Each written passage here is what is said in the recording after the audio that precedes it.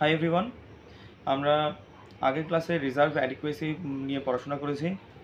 তো আজকের ক্লাসে আমরা একটা ইম্পর্ট্যান্ট টার্ম নিয়ে পড়াশোনা করব, যেটা খুবই ইম্পর্ট্যান্ট, বইতে দেওয়া আছে। তো তার আগে আমরা একটু বোঝার চেষ্টা করি যে আমরা ঠিক কোথায় আছি। আমরা পড়ছিলাম এই চ্যাপ্টারকে দুটো অংশে ভাগ করেছিলাম, India's foreign exchange and India's foreign trade. Foreign ট্রেডটা পরে পড়বো, আমরা পড়ছি ইন্ডিয়াস ফরেন এক্সচেঞ্জ। সেই ইন্ডিয়াস ফরেন এক্সচেঞ্জকে 7টা ভাগে ভাগ করেছি, তার 3টে অংশ আমরা কমপ্লিট করে ফেলেছি। এক্সচেঞ্জ রেট, তারপরে ইন্ডিয়াস কী বলে exchange rate system, history of Indian exchange rate system, 3 number হচ্ছে রিজার্ভ অ্যাডিকুয়েসি। আজকে আমাদের নতুন টপিক শুরু করার কথা, কিন্তু সেই ইম্পর্টেন্ট টপিকটা আমরা পড়েই নেই না হয়। সেটা হচ্ছে sterilisation as a policy tool of RBI, মানে আরবিআই এর স্টেরিলাইজেশন পলিসি। তো এই টপিকটা বোঝার জন্য আমরা জাস্ট একটু ইমাজিন করি, হ্যাঁ, যে ধরে নাও যে ইউএসএতে $1 মানে 1 কেজি ডাল, মানে তুমি পাইকারি রেটে ডাল কিনতে যাবে, হ্যাঁ, $1 লাগবে তোমার 1 কেজি ডাল কেনার জন্য। এবার ইন্ডিয়াতে দেখা গেল, আমি সেখানে জলপাইগুড়ির ময়নাগুড়িতে আছি, তো ধরে নাও মালদাতে 60 রুপি পার 1 কেজি পাওয়া যাচ্ছে ডাল। এবার তোমার কাছে অপশন, জলপাইগুড়িতে দেখলে যে তুমি ভাবলে যে এখানে আমি বেচবো, এখানে ডালের দাম বেশি আছে, ডাল এখানে উৎপন্ন হয় না। তোমার কাছে দুটো অপশন, হয় তুমি ইউএসএ থেকে ইম্পোর্ট করো, অথবা মালদা থেকে ইম্পোর্ট করো। আরও ইম্পোর্ট করার অনেক, মানে সরি ইম্পোর্ট বলবো না, মানে মালদা থেকে তুমি ডাল সাপ্লাই দাও, এটা সাপ্লাই বলবো। ইম্পোর্ট এক্সপোর্ট সবসময় বিদেশের সঙ্গে ব্যবসা বাণিজ্যের সময় ইউজ হয়। তো এবার দেখো, ইউএস থেকে তুমি 1 কেজি তুমি ডাল নিতে গেলে তোমার 80 রুপি লাগতেছে। এবার যখন তুমি মালদাতে তুমি পাচ্ছ 60 রুপি পার 1 কেজি, তাহলে তুমি মালদা থেকে নিয়ে আসবে নিশ্চয়ই। এবার সেকেন্ড কেস, এবার ধরে নাও রুপির দাম বেড়ে গেছে, তার মানে আগে যেমন 80 রুপিতে $1 পাওয়া যেত, সেটা এখন 50 রুপি পার $1 পাওয়া যাচ্ছে। এবার তুমি বলো কোথা থেকে নিয়ে আসবে। ইউএসএ থেকে ধরলাম আর 5 রুপি লাগবে তোমার, মানে শিপিং কস্ট, মানে ওখান থেকে নিয়ে আসার জন্য তোমার 5 রুপি লাগবে ধরলাম পার কেজিতে, তো 55 রুপি পার কেজি হচ্ছে। তো তোমার কাছে এখন কিন্তু সুবিধা হবে যে ইউএসএ থেকে ইম্পোর্ট করা রেদার দেন মালদা থেকে সাপ্লাই করা। তো তুমি কি করবে, তার মানে 55 রুপি পার 1 কেজি তুমি ডাল কিনে নেবে ইউএসএ থেকে, তার মানে কি তুমি ইম্পোর্ট সুবিধা হচ্ছে অনেক বেশি। হ্যাঁ, তার মানে মানে রুপির দাম যদি বেড়ে যায়, তাহলে ইম্পোর্ট খুব চাঙ্গা হবে, কারণ সবাই মানে বাইরে তুমি যাই কিনতে যাবে তাই তোমার কম পয়সাতে হয়ে যাচ্ছে। এবার আসি আমরা এক্সপোর্টের সময়, যদি দামটা রুপির দাম যখন বাড়েনি তখন বুঝি আমরা। এবার এক্সপোর্ট মানে কি, যখন তুমি একটা প্রোডাক্ট বাইরে বিক্রি করতে যাবে, আমি ধরলাম এই পেনটার দাম হচ্ছে 10 রুপি, ঠিক আছে, ইন্ডিয়াতে বানানো হচ্ছে মনে করো। এবার যখন তুমি এই রুপি মানে কি ধরলাম আমি, এটা যখন তুমি ইন্ডিয়াতে বিক্রি করতে যাচ্ছ, দেখবে তোমাকে 10 রুপি দিচ্ছে। হ্যাঁ, বাইরে বিক্রি করতে গেলে ধরলাম 10 রুপি দিচ্ছে, দুদিক থেকে, তাহলে আমি অত কষ্ট করে হচ্ছে কি আমি নিয়ে যাব না ওখানে, বিদেশে নিয়ে যাব না। এবার বা আমি ধরলাম যে বিদেশে হচ্ছে 10 রুপি দিচ্ছে, ইন্ডিয়াতে 8 রুপি দিচ্ছে।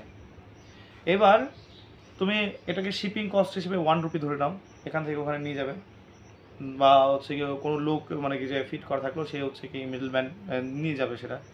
হ্যাঁ, শিপিংয়ের জন্য 1 রুপি লাগলো, তো 9 রুপি পাচ্ছ তুমি। তার মানে মানে 9 রুপি খরচ হচ্ছে তোমার, তো তুমি বিদেশে 10 রুপি তুমি বিক্রি করতে পারছো। তাহলে ইন্ডিয়াতে বিক্রি করলে 8 রুপি, বিদেশে বিক্রি করলে চাইলে তুমি দেখলে 10 রুপিতে বিক্রি করতে পারছো। এবার হঠাৎ করে রুপির দাম বেড়ে গেল, তো রুপির দাম বেড়ে গেল কি, তার মানে যে ওরা কিন্তু এবার কী বলে, যতটুকু কারেন্সি ওদের কারেন্সি হিসেবে সেই ততটুকুই হচ্ছে ওরা দিতে চাইবে। কারণ কি, ওখানেও তো কম্পিটিশন, ওখানে তো কম্পিটিশনের মার্কেটে তোমাকে জিততে হবে। ও দেখা গেল কি, ইন্ডিয়ার রুপিটা বাড়ার জন্য এবার তুমি হচ্ছে কি সেই 10 রুপি, মানে ওদের কারেন্সি হিসেবে ওই মানে রুপির দাম বাড়ার আগে যে তুমি 10 রুপি পাচ্ছিলে, সেই 10 রুপি তুমি আর পাচ্ছ না। কারণ কি, যে তোমাকে তো তাহলে 9 রুপিতে তোমাকে হচ্ছে সেটা বিক্রি করতে হবে, কারণ কি তবেই গিয়ে ওখানকার কারেন্সির সাথে ম্যাচ খাবে, তাই না? তার মানে তোমার কিন্তু এবার এক্সপোর্ট কিন্তু ভালো হবে না, তার মানে এক্সপোর্টের মার্কেটটা কিন্তু খারাপ যাবে, যে ইম্পোর্ট ভালো হবে এক্সপোর্ট খারাপ হবে। অর্থাৎ হঠাৎ যদি রুপির দাম বেড়ে যায়, তাহলে ইম্পোর্ট ভালো হবে এক্সপোর্ট খারাপ হবে। আবার উল্টাভাবে যদি রুপির দাম খুব কমে যায়, তাহলে এক্সপোর্ট দারুণ চাঙা হবে, কিন্তু ইম্পোর্ট একদম ধস নেমে যাবে ইম্পোর্টে। তার অর্থ যে হঠাৎ করে রুপির দাম বেড়ে যাওয়া বা হঠাৎ করে মানে খুব কমে যাওয়া, এটা শুভ লক্ষণ নয়। তার মানে ইকোনমির দুদিকেই কিন্তু নেগেটিভ পজিটিভ দুদিকেই আছে। তো এটাকে ব্যালেন্স করা দরকার পড়ে। ঠিক আরবিআই এটাই করে। যখন দেখে যে হঠাৎ রুপির দাম বেড়ে যাচ্ছে, তখন কি করে যে ডলার কিনে তখন হচ্ছে মার্কেটের রুপিকে মানে ছেড়ে দিতে থাকে।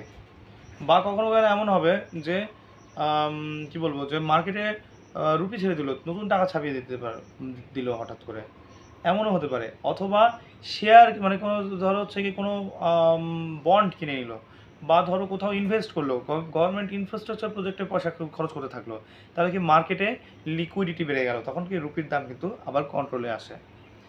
আচ্ছা, আবার তার মানে আবার অন্যদিকে দেখা গেলো রুপির দাম খুব কমে গেল, তখন কি করবে? তখন হচ্ছে কি যে গভর্নমেন্ট হচ্ছে সিকিউরিটি কিন্তু বিক্রি করতে থাকলো, মানে মার্কেট মানে গভর্নমেন্ট সিকিউরিটি যদি বিক্রি করে, মানে মানে কি যে ফিক্সড ডিপোজিট, মানে পাবলিকের ফিক্সড ডিপোজিট, পাবলিক যাতে ফিক্সড ডিপোজিট করে গভর্নমেন্টের কাছে, সেই পলিসি মানে কি শুরু করে দিল। সেটা যদি করে তার মানে কি মার্কেটের লিকুইডিটি কমে যাবে, তখন কি হবে? আবার হচ্ছে কি যে আগের অবস্থায় ফিরে আসবে। তো এইভাবে অবশ্য এমন নয় যে রুপির দাম ধীরে ধীরে মানে না কমুক না বাড়ুক এরকম স্থিতি নয়। ইন্ডিয়ান গভর্নমেন্ট চেষ্টা করছে যে ধীরে ধীরে রুপির দামটাকে বাড়িয়ে তোলা, এমন নয় হঠাৎ করে বাড়িয়ে তোলা। তো এটাকে কন্ট্রোল করে, ইকোনমিকে কন্ট্রোল করে ধৈর্য ধরে ধীরে ধীরে আপগ্রেড করা, যাতে রুপির শক্ত হয়। ঠিক আছে?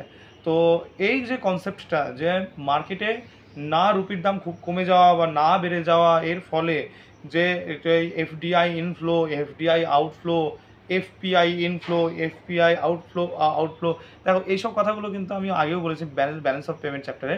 এফডিআই মানে হচ্ছে কি foreign direct investment, foreign portfolio investment মানে এফপিআই। তো তোমরা যদি কেউ ওই ভিডিওগুলো নাও দেখে থাকো, তাহলে আমি এক্সপোর্ট ইম্পোর্টের কথাই বলছি। তো এই এক্সপোর্ট ইম্পোর্টে কিন্তু হ্যাম্পার যাতে না হয় সেদিকে লক্ষ্য রাখা, অর্থাৎ আমাদের জন্য দুটোই দরকার। সেটা হচ্ছে এক্সপোর্টও দরকার যেমন ইম্পোর্টও দরকার, যার ফলে কিনা এই অর্থনীতি যথেষ্ট শক্ত থাকে। ঠিক আছে? এটাই আরবিআই এর স্টেবিলাইজেশন প্রসেস।